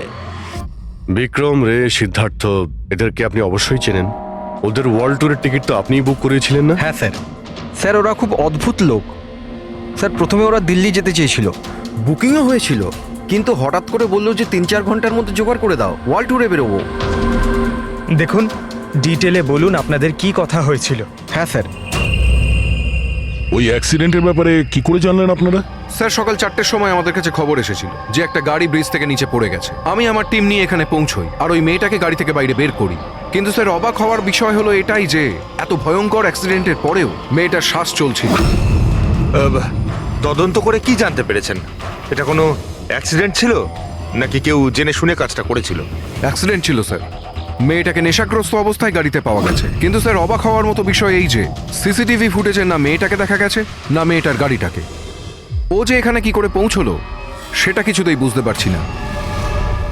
আচ্ছা, অ্যাক্সিডেন্ট তো 1 মাস হয়ে গেছে, কিন্তু এর ফুটেজ তো পেয়ে যাবো। একটা কাজ করো, এই 24 জুলাইয়ের রাতে ক্লাব ভিস্টা থেকে এয়ারপোর্ট যাওয়ার মধ্যে যতগুলো সিসিটিভি ক্যামেরা আছে সবগুলোকে চেক করো। আর হ্যাঁ, ওই হাইওয়েরও নিয়ে নাও যেটা পুলমি ব্রিজের দিকে যায়, যেখানে নিলামের কারের অ্যাক্সিডেন্ট হয়েছিল।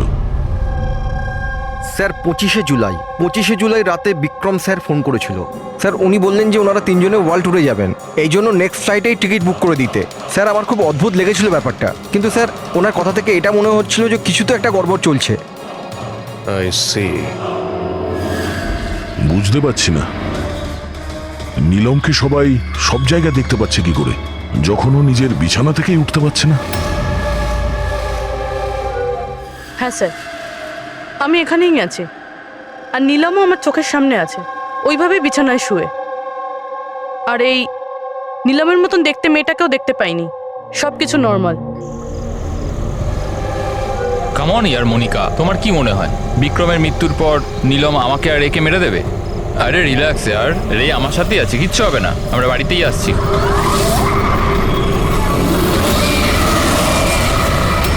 নীলম, নীলম, সিদ্ধার্থ সামনে নীলম দাঁড়িয়ে আছে।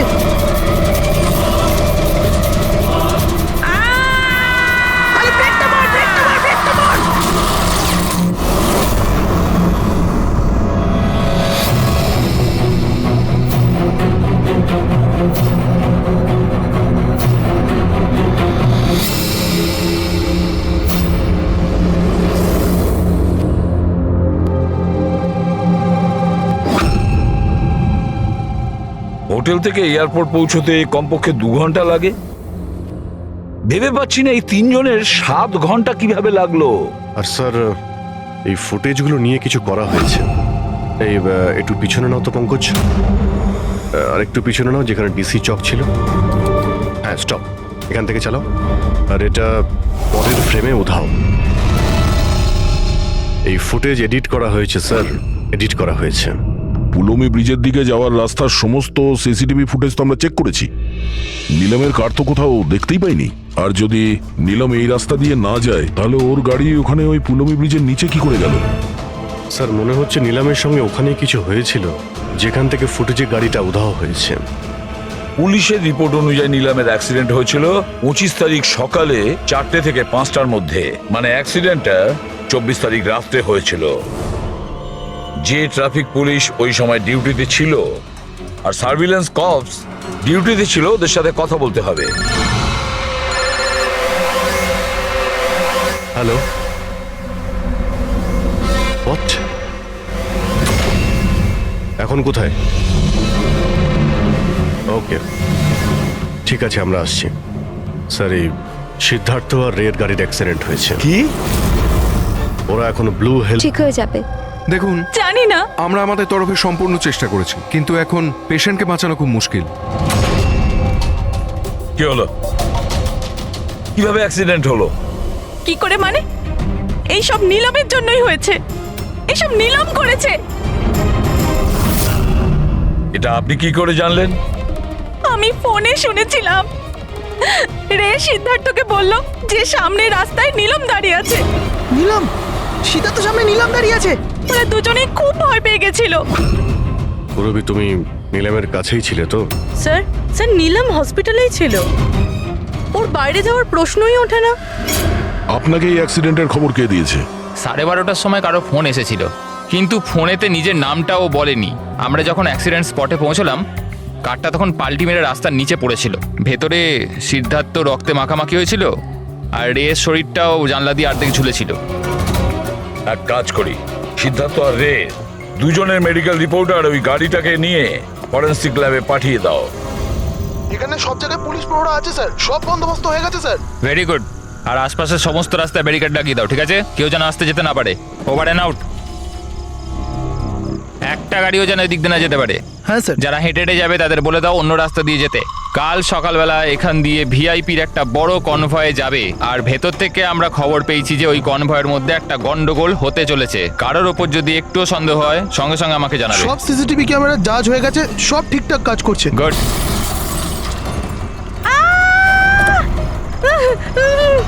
ও my god, oh my god, oh my god, oh my god, I am so sorry, I am so sorry. ওঠো ওঠো ওঠো ওঠো। আমি কিছু করিনি। Get up, get up, please get up. Accident করলেন নাকি? না না না, আমি কিছু করিনি। He came in front by car. এভাবে কেউ গাড়ি চালায় নাকি? স্যার, এ তো মরে গেছে। মরে গেছে? না না না না না, আমি কিছু করিনি। আরে ম্যাডাম, এই সিসিটিভি ক্যামেরাতে সবকিছু রেকর্ড হয়ে গেছে। এটা চালু আছে? হ্যাঁ চলে এগুলো। এটা কেন চলে? অ্যারেস্ট করো ওনাকে। লিসেন অ্যাকচুয়ালি আমার হাজবেন্ড যে আছে he is a very very rich man. টাকার কোনো অভাবই নেই ওনার। তো যদি আপনারা চান তো এই ফুটেজটা ডিলিট করা যায় না? এক মিনিট।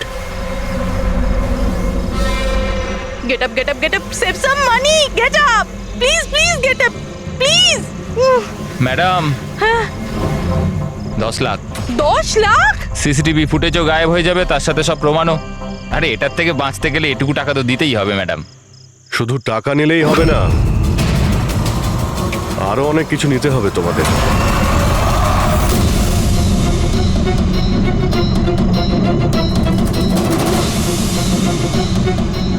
স্যার তোমরা জানো তোমাদের ডিউটি আজকে এখানে কেন ছিল? কারণ আমরা জানতে চেয়েছিলাম যে 24শে জুলাই রাত এখানে কার ডিউটি ছিল আর কে টাকা নিয়ে অপরাধীদের ছেড়ে দিয়েছিল। তোমার মতো লোকের পুলিশে থাকার কোনো অধিকার নেই। এবার পরিষ্কার করে বলো সেই রাতে কি হয়েছিল? তাহলে তোমরাই কি ওই সার্ভেলেন্সের ফিল্মটা এডিট করেছিলে? স্যার ওরা বড্ড প্রেশার দিচ্ছিল। আরে ওরা বড় বড় বিজনেসম্যান, স্যার ওদের হাত অনেক ওপর অবধি। চুপ করো, পরিষ্কার করে বলো কি হয়েছিল। স্যার ওই রাত্রির প্রায় 2:30টার সময় বিক্রম, রে আর সিদ্ধার্থর গাড়িটা নীলমের গাড়িটাকে ধাক্কা মারে। আর ওই ওদের মনে হলো যে মেয়েটা মরে গেছে। ওরা বড্ড ঘাবড়ে গেছিল স্যার। ওরা শুধু আমাদেরকে এটুকুই করতে বলেছিল যে এই সিসিটিভি ফুটেজের ওদের অংশটুকু যেন আমরা বাদ দিয়ে দিই, বাকি মেয়েটা আর ওই গাড়িটার ব্যবস্থা ওরা নিজেরাই করে নিতে পারবো বলেছিল। স্যার সেই জন্য নীলম প্রতিশোধ নিচ্ছে। যখন ওর অ্যাক্সিডেন্ট হয় এরা তিনজন ওকে এখানেই ফেলে গেছিল। নীলম নয়, অন্য কেউ, যে রে, সিদ্ধার্থ আর বিক্রান্তের উপরে প্রতিশোধ নিচ্ছে।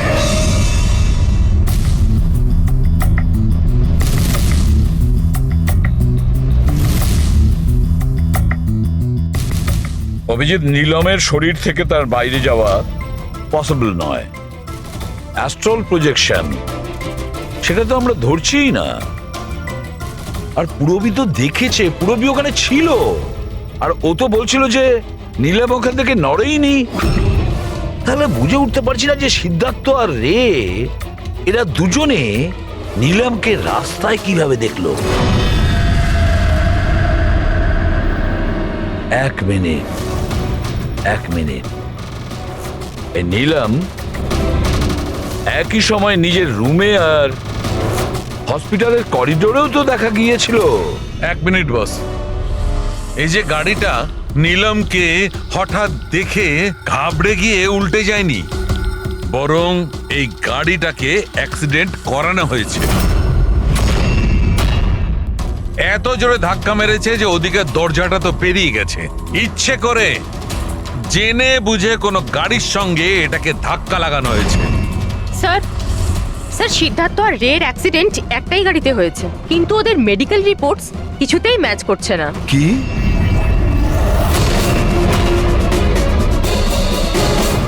হ্যাঁ বস,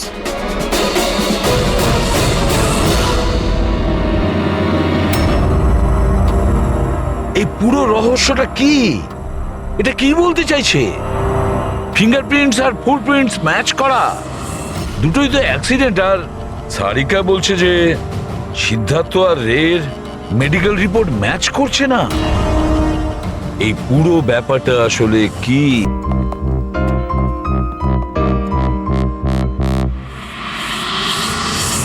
যে বিক্রমকে খুন করেছে আর সিদ্ধার্থ আর রের এই অবস্থা করেছে, এই সব কাজ নীলমের নয়, অন্য কারোর।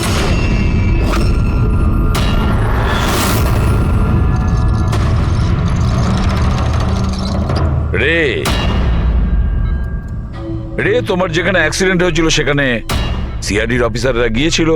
আর তাছাড়া তোমার গাড়ির কন্ডিশন আর তোমাদের মেডিকেল রিপোর্টও চেক করা হয়েছে। ওটা খুব সাংঘাতিক অ্যাক্সিডেন্ট হয়েছিল। দেখো সিদ্ধার্থর কিরকম অবস্থা। কিন্তু একটা জিনিস দেখে ভালো লাগছে, এত বড় অ্যাক্সিডেন্ট, এত সাংঘাতিক অ্যাক্সিডেন্ট যেখানে সিদ্ধার্থর এরকম অবস্থা, সেখানে তোমার তো শুধু এত সামান্য আঘাতটা লেগেছে কিভাবে? আচ্ছা, এই অ্যাক্সিডেন্টটা হলো কিভাবে? আসলে ওই আমি রাস্তাতে আমি নীলমকে দেখেছি, আর এই কথাটাই আমি সিদ্ধার্থকে বলেছি। ওই ভয় পেয়ে গাড়ি টার্ন করতে গেল, গাড়ি স্পিডে ছিল তো কন্ট্রোল হলো না, আর গাড়ি উল্টে গেল। না না না না না, মিথ্যে কথা বলছো তুমি। তোমার গাড়ি উল্টে যায়নি, অন্য গাড়ি এসে তোমাকে ধাক্কা মারে। কে?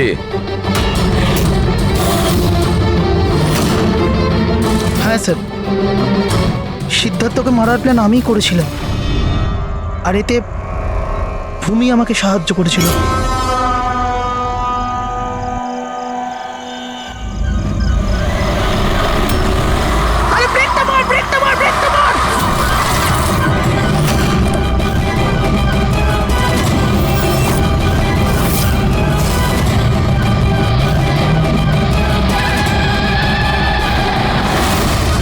তাহলে ভূমিকে আমরা ভুল সন্দেহ করিনি। আর নিলামের হলোগ্রাম ওটাও তুমি বানিয়েছিলে, তাই তো? এই নিলাম একই সময় নিজের রুমে আর হসপিটালের করিডোরেও তো দেখা গিয়েছিল। এটা শুধু একটা কারণেই ঘটতে পারে, শুধু একটা কারণে। 3D হলোগ্রাম মানে নিলাম ছিল না, নিলামের ফটো ছিল। হ্যাঁ স্যার, ওই হলোগ্রাম আমি বানিয়েছিলাম, কিন্তু নীলমকে এই অবস্থায় পৌঁছানোর দায়ী আমি নই স্যার।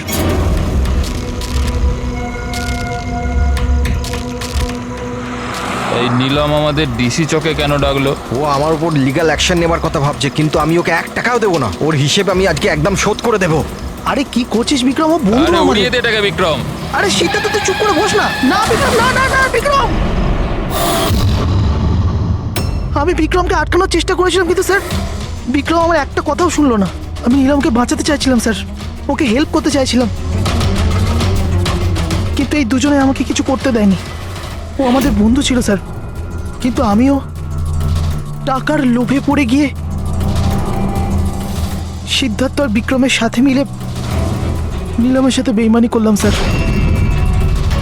ওকে বিজনেস থেকে বের করে দিলাম, আর ওকে মরার জন্য ছেড়ে দিয়ে আমরা 3 জন ওয়ার্ল্ড ট্যুরে চলে গেছিলাম। কিন্তু স্যার যখনই আমরা ফিরে এলাম, তখন থেকে আমি বুঝতে পারলাম যে সিদ্ধার্থ আর বিক্রম মিলে আমাকেও এই বিজনেসের পার্টনারশিপ থেকে বাইরে বের করে দিতে চাইছে। কিন্তু এর আগে এই দুজন নীলমের মতো আমার সাথেও বেইমানি করে। আমি এই দুজনকে আমার রাস্তা থেকে সরানোর প্ল্যান করলাম, আর নীলমের সাহায্য নিয়ে ওদেরকে ভয় পাওয়াতে শুরু করি। তাহলে এই বাংলোতে ছুটি কাটানোর আইডিয়া তোমারই ছিল? হ্যাঁ, ওখানে আমি দুজনকে রেখেও ছিলাম বিক্রমকে মারার জন্য। আমি যা করেছি আমার আফসোস নেই স্যার। নীলমের এই অবস্থাতে আমার পরিচয় গোপন করে ওকে টাকা দিয়ে সাহায্য করছিলাম। জেল যাওয়ার পর এটাই চাইবো যে ওর চিকিৎসা যেন কিছু কম না হয়। আর ভূমি আমার অফিসে কাজ করতো স্যার, এই জন্য আমি জানতাম যে ও আমার সঙ্গ দেবে, আর আমি ভূমিকে ব্যবহার করেছি নীলমের 3D হলোগ্রাম লাগানোর জন্য।